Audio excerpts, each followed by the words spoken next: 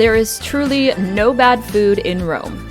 If you're currently planning a trip to Italy, be sure to bring loose clothing and a large appetite. Stick around and enjoy this overview of my most recent food tour in Rome. You won't be disappointed.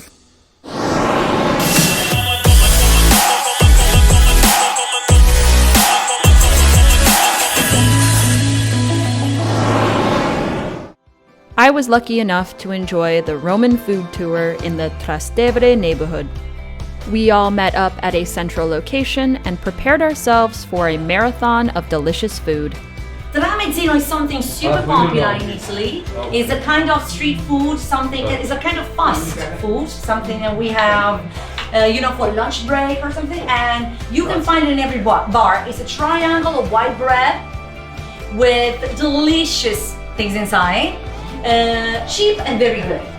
Trapizzino, it's something between a tramezzino and a pizza.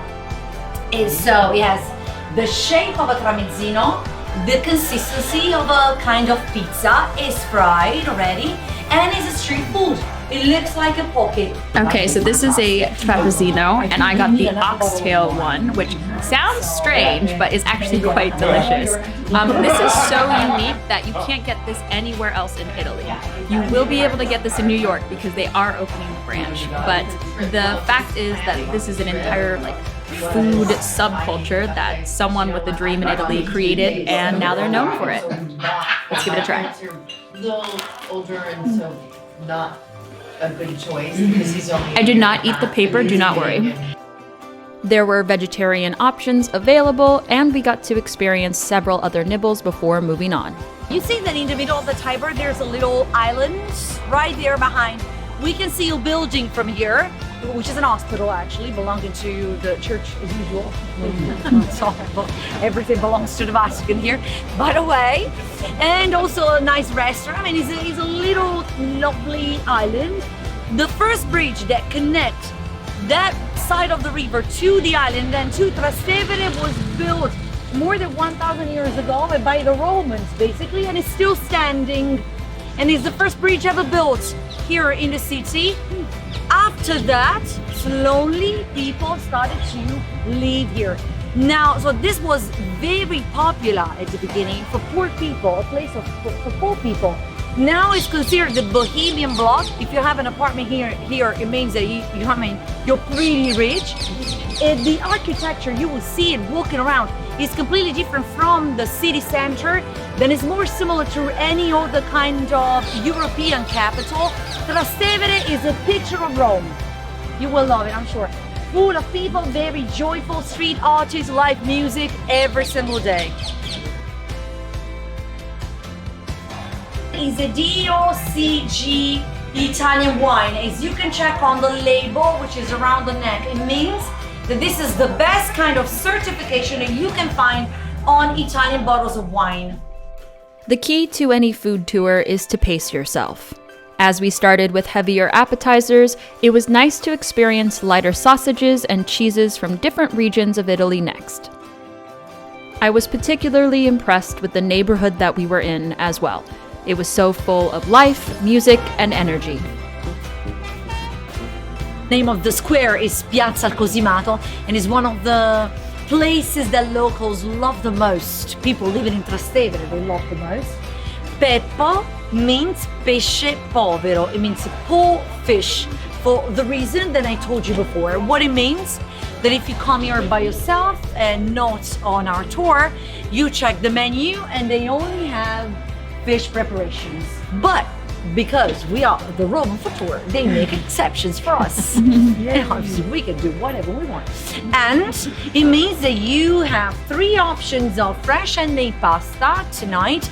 You will pick up your favorite. 2 of them are the most traditional Roman dishes, carbonara amatriciana. And the 3rd one instead is a typical fish preparation, offered by the restaurant. Let's go inside because the boys are already waiting for us. The white wine is called Cacchione. It's the oldest type of grape of Lazio, one of the greatest. It's called Belloni. It's cultivated near Anzio, near the sea, so have some saltiness. and this was owned by the Pope, so it's just recently sold to Primark. So if you can see the bottle, this was the stamp of the Pope of 1900s.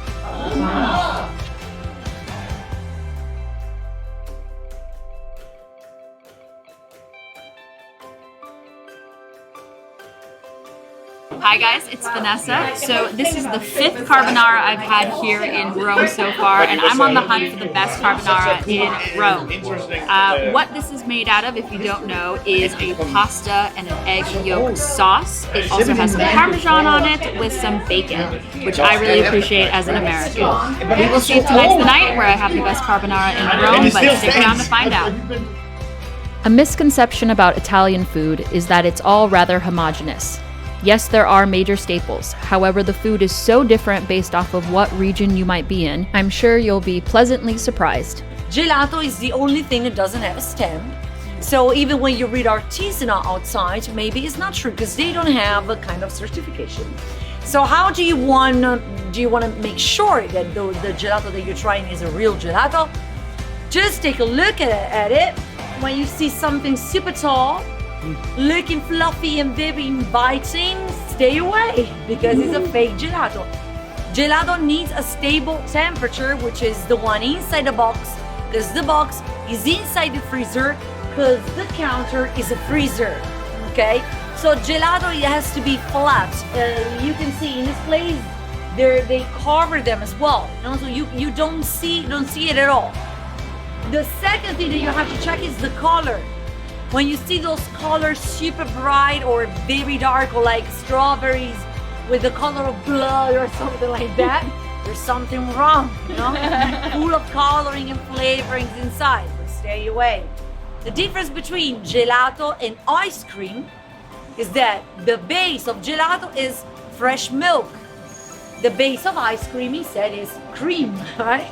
So it's lighter gelato. Through its flavors, instead have water inside. If there's one thing you have to do while you're in Rome, it's eat. So definitely check out Roman Food Tour as you plan your trip. I've linked the company down below in the comments. Happy eating!